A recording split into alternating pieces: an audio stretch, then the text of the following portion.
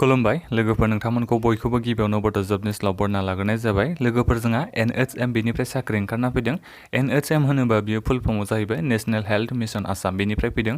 दा नोंथांमोना बे साख्रिखौ एप्लाइ खालामनोबा नोंथांमोननि फरायनाय जुदि मेट्रिक पास जाबायबाबो एप्लाइ खालामनो हागोन आरो जायफोर बिथांमोना PO पास जानाय बिथांमोनाबो हागोन आरो डिग्री पास जानाय बिथांमोननि थाखायबो दङ।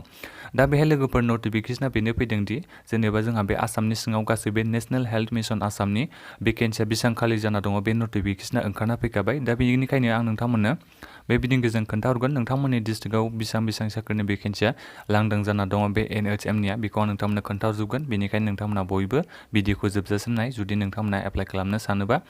दा लोगोफोर गिबियावनोथ' नोंथांमोना चेनेलखौ साबस्क्राइब खालामदो। जायफोर बिथांमोना दासिमबो चेनेलखौ साबस्क्राइब खालामाखै बिथांमोना जाहाथे बेबायदिनो साख्रिनि आपडेटखौ मोनबाय थानो हायो।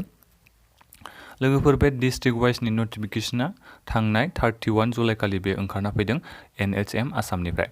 दा बेहाय लोगोफोर डिस्ट्रिक्ट वाइस होदों जेनेबा बेहाय साख्रिनिया जेनेबा नैबे नायनो हागोन नोंथांमोना बाक्सा बे बाक्सा डिस्ट्रिक्टनि थाखाय बे NHMनि साख्रिनि भेकेन्सिया गासै बेसेबां लांदां जाना दं बे दङ नै नोंथांमोना बिथिं नायनो हागोन 664 दा बे NHMनि साख्रिया लांदां जाना दङ।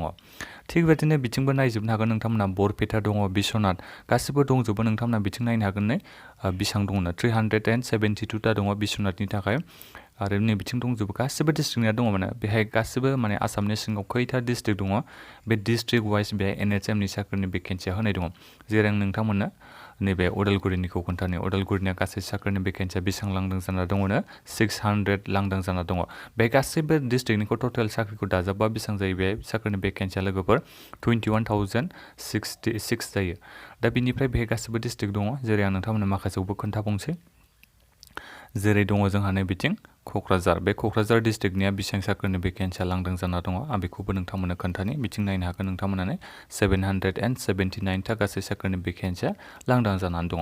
थिग बेबायदिनो बिथिं नायबा नोंथांमोना नुनो मोनगोन दि बिथिं गोबां दङ जेरै गलाघाट गवालपारा डिमा हासाव बिदि गासिबो दंजोबो डिब्रुगड़ बिथिं आरो दङ जोंहा चिरां दङ नोंथांमोना बिथिं नायनो हागोन नै चिरां दङ दरं दङ बङाइगाव दङ नोंथांमोना गासिबो बेखौ चेक खालामजोबबानो जाबाय बे गासिबो साख्रिनि भेकेन्सिया बे राननानै होखाबाय।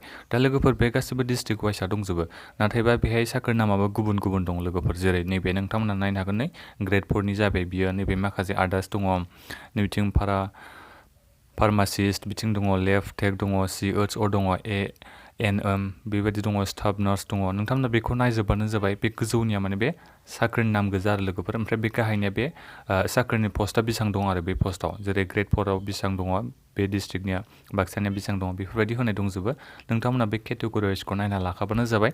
दा बे एप्लाइआ माला स्टार्ट जागोन बेखौ दासिमबो आपडेट गैया जायखिजाया बे देग्लाय बोसोरावनो जानो हागौ बादि जायखिजाया बे माने बेसेबां पस्टआ लांदां जाना दङ बेखौल' बेहाय नटिफिकेसनाव हगारखाबाय आरो लोगोफोर।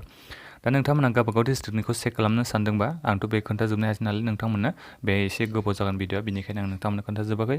नोंथांमोना दा मा खालाम बेनिखायनो नोंथांमोना गावबागावनि डिस्ट्रिक्टनि लिस्टआव जेनेबा नोंथांमोननि डिस्ट्रिक्टआव बेसेबां पस्ट दं बेखौ नायनोबा नोंथांमोना भिडिअ'नि डिसक्रिपसनाव मोनसे लिंक होनानै दोनदों नोंथांमोना बेहाय थांनानै बे नटिफिकेसनखौ डाउनलड खालामनानै मोजाङै नायहैबानो जाबाय।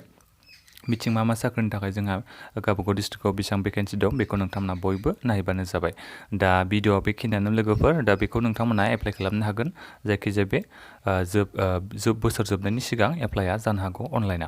दा बेबायदिनो एप्लाइ अनलाइना माला जायो बिनि आपडेटखौ मोननो थाखाय नोंथांमोना बयबो चेनेलखौ साबस्क्राइब खालामना लादो आरो माबाफोर सोंनांगौ दङबा नोंथांमोना भिडिअ'नि कमेन्ट बक्सआव कमेन्ट खालामबानो जाबाय। आरो नोंथांमोना बे साख्रिखौ एप्लाइ खालामनोबा बे माने आसाम गभर्नमेन्टनि साख्रि नालाय इमप्लयमेन्ट एक्सचेन्जआ नांगोन इमप्लयमेन्ट एक्सचेन्ज रेजिस्ट्रेसन कार्डखौ नोंथांमोना बयबो बानायना लाखाबानो जाबाय। दा भिडिअ बेखिनियानो लोगोफोर गोजोन्थों।